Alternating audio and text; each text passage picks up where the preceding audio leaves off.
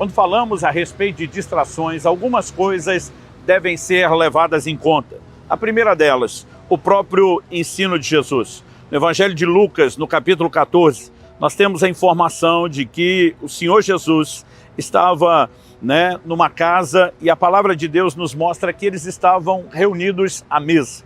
E o texto sagrado diz, Lucas capítulo 14, verso 15, ao ouvir tais palavras, um dos que estavam à mesa com Jesus lhe disse, bem-aventurado aquele que participar do banquete no reino de Deus. Então eles estão à mesa, estão falando do reino de Deus. Esse homem mescla o banquete com o reino e fala, bem-aventurado o que participar do banquete no reino. O texto diz, Jesus, porém, respondeu, certo homem deu uma grande ceia e convidou muitos.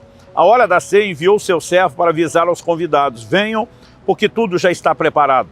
Mas todos eles, um por um, começaram a apresentar desculpas. O primeiro disse, comprei um campo e preciso ir vê-lo, peço que me desculpe. Outro disse, comprei 5 juntas de bois e vou experimentá-las, peço que me desculpe. E outro disse, casei-me, por isso não posso ir. Primeira coisa que me chama a atenção é justamente a ideia de banquete. Banquete não fala apenas de se sentar à mesa para refazer as forças. Fala de um período de festa, de comunhão, de relacionamento. Normalmente os convidados eram pessoas, não apenas que aquele que convidava queria honrar, mas desfrutar da companhia delas. Não se sentava num banquete para comer rapidamente e correr para outra atividade. Ele era a valorização do relacionamento. E eu e você precisamos entender que Deus nos criou para o relacionamento. O Salmo 25:14 diz que a intimidade do Senhor é para aqueles que o temem, aos quais Ele dará a conhecer a sua aliança. Quando olhamos para o jardim do Éden e o desenho da criação de Deus, vemos que Deus visitava o primeiro casal diariamente. Eu gosto de brincar que Ele não respeitou nem a lua de mel do primeiro casal. Ele estava dizendo, eu quero ser parte da vida de vocês todos os dias. Ou seja, Deus sempre buscou relacionamento. E eu e você precisamos entender que mesmo quando Adão peca, a pergunta que Deus faz, Adão se esconde com vergonha de Deus, a pergunta que Deus faz não é o que é que você fez, a pergunta de Deus é aonde você está. Em outras palavras, é como se Deus estivesse dizendo, o problema não é tanto aquilo que você fez, mas para onde aquilo que você fez te levou, para longe de mim. Traduzindo, eu perdi você, eu quero você de volta. E aí nós ensinamos o plano da redenção apenas como se envolvesse perdoar pecados, remover a condenação eterna do inferno, mas muitas vezes não valorizamos o resgate do relacionamento, da comunhão, da intimidade. Precisamos entender que a salvação não é mero resgate da condenação eterna. Aliás, quando Moisés vai até Faraó, e nós lemos isso em Êxodo no capítulo 5, e ele traz uma mensagem da parte de Deus, deixa meu povo ir, a palavra é para que me adore. O propósito da redenção é a adoração. Aliás, nós vemos que Zacarias, o pai de João Batista, cheio do Espírito Santo, profetiza dizendo, para que libertos das mãos dos nossos inimigos, o adorássemos em santidade e justiça todos os nossos dias. O propósito da libertação que Deus produz é nos conduzir à adoração, não porque Deus precise dela. Paulo, pregando em Atenas, diz que Deus não é servido por mãos humanas como se necessitasse de coisa alguma. Ele não precisa da nossa atenção, da nossa valorização, da nossa adoração ou da comunhão. Mas Ele sabe que eu e você jamais seremos preenchidos sem a comunhão com a presença dEle. Então somos chamados para esse lugar. Mas quando Moisés vai até Faraó dizendo, deixa meu povo ir para que me adore, qual é a resposta de Faraó? Que na tipologia bíblica é uma figura de Satanás. Nós precisamos entender que Deus tira o seu povo da escravidão do Egito, que estavam sob a tirania de Faraó. Eu e você fomos tirados do reino das trevas, estávamos escravizados sob a tirania de Satanás. Eles saíram por causa da morte do Cordeiro da Páscoa. Cristo é chamado de o nosso Cordeiro Pascal. Quando eles saem do Egito e chegam no Monte Sinai, Deus diz que eles eram o povo de propriedade peculiar dele dentre todos os povos. Eu e você, como igreja, somos chamados por Pedro de propriedade exclusiva de Deus. O paralelo da redenção é claro. E eu e você precisamos entender que diante disso, Faraó, que representa Satanás, responde, esse povo deve estar muito ocioso para estar pensando em adoração. Ele diz, vamos enchê-los de trabalho para que eles não tenham tempo de pensar em adoração. Ele sabe que o chamado final de Deus é para que tenhamos comunhão e relacionamento. E ele tenta sabotar isso por meio de distrações.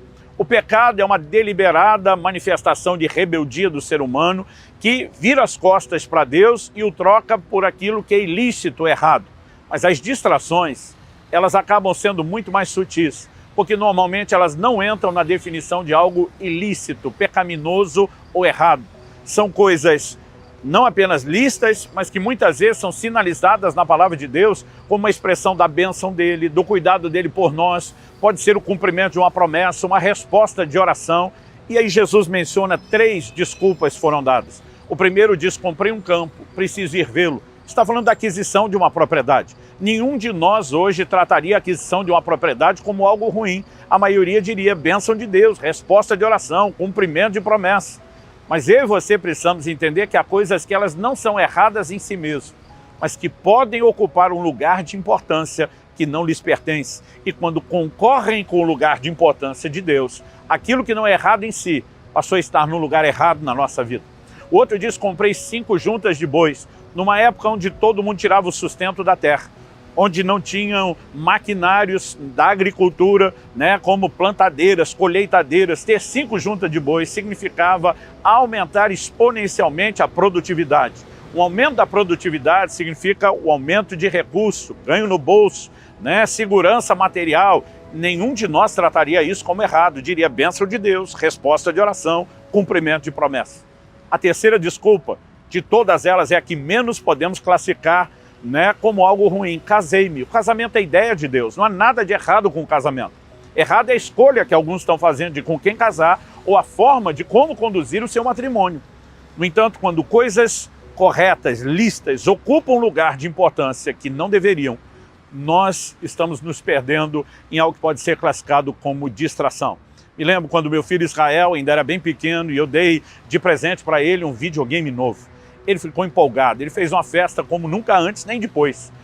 Ele celebrava, ele corria pela casa gritando, ele se jogava no chão, simulava estar tendo uma convulsão, que ele dizia que era convulsão de alegria. Ele me segurava assim, com as mãos no rosto, nas bochechas, dizia: você é o melhor pai do mundo. E aí saía a correr, simular a convulsão de novo. Ele fez festa.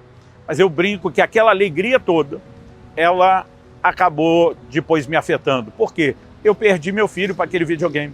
A partir daquele momento, quando eu chegava em casa, era difícil conseguir a atenção dele, poder brincar com ele, celebrar o nosso reencontro, porque ele estava distraído e o tempo todo só dizia: peraí, pai, peraí, só vou passar de fase. Eu lembro de um dia que a minha vontade era jogar aquele videogame pela janela do quarto dele, que era o sobrado, o andar de cima. E o Espírito Santo, anos atrás, falou comigo: você lembra do videogame do seu filho, daquela história? Eu falei: lembro. Ele disse: vocês fazem a mesma coisa comigo o tempo todo. Coisa que vocês desejaram, oraram, pediram, eu os abençoei e vocês ficaram tão felizes. Agora estão roubando vocês de mim. Não são coisas erradas, mas elas não podem se tornar tão importantes quanto Deus, nem tampouco muito mais do que Ele. E eu e você precisamos reorganizar a nossa vida pelo prisma das advertências bíblicas e precisamos cuidar com o perigo das distrações. Precisamos cuidar porque, como eu disse, alguns se perdem, sabem que estão perdendo, outros não. Quando a Bíblia fala a respeito de Maria e de Marta, a Bíblia diz que Marta estava distraída, a palavra de Jesus, em muitos serviços. Algumas outras traduções só dizem ocupada. E o Senhor Jesus acaba dizendo para ela: pouca coisa é necessária, ou mesmo uma só. Ele diz: sua irmã escolheu a boa parte e essa não lhe será tirada. Ele está dizendo que no final das contas, no frigir dos ovos, como dizia a geração de meus pais, o que realmente conta é se eu e você entendemos a importância de Deus, se nos assentamos aos seus pés. Mesmo a disposição de Marta de trabalhar para agradar e servir Jesus, que era uma boa motivação, ela não poderia ter suplantado essa disposição dela de estar aos pés do Senhor como sua irmã. E o problema de quem não frequenta mais esse lugar é que normalmente ele quer tirar os outros de lá. O problema dos distraídos é que eles acham que quem tem foco está errado. E eu e você precisamos não apenas ter o cuidado de que não aconteça conosco, mas saber que quando isso nos envolve pode ser contagioso e a gente pode também prejudicar outras pessoas. Meu propósito com essa palavra é trazer não só instrução, mas um alerta ao seu coração. Se você tem se distraído, não estou aqui para julgar você, nem pelo seu passado, nem pelo seu presente. Apenas para trazer um alerta que possa mudar daqui para frente o seu futuro, a sua forma de se relacionar com Deus. que cada um de nós seja cauteloso, trate o pecado como o inimigo que é, mas reconheça que ele não é o único inimigo, não é o único perigo. As distrações que vêm mascaradas atrás de coisas boas têm roubado muito o nosso relacionamento com Deus. E que eu e você possamos não só valorizar a Deus, mas priorizá-lo, colocá-lo antes e acima de qualquer outra coisa, por melhor que seja, mesmo aquelas que são classificadas como bênção de Deus. Deus prometeu abençoar os israelitas que ele tirou do Egito quando entrassem em Canaã com prosperidade. Mas ele diz, guardem o coração de vocês, para não acontecer que depois de vocês terem prosperado, se esqueçam do Senhor seu Deus.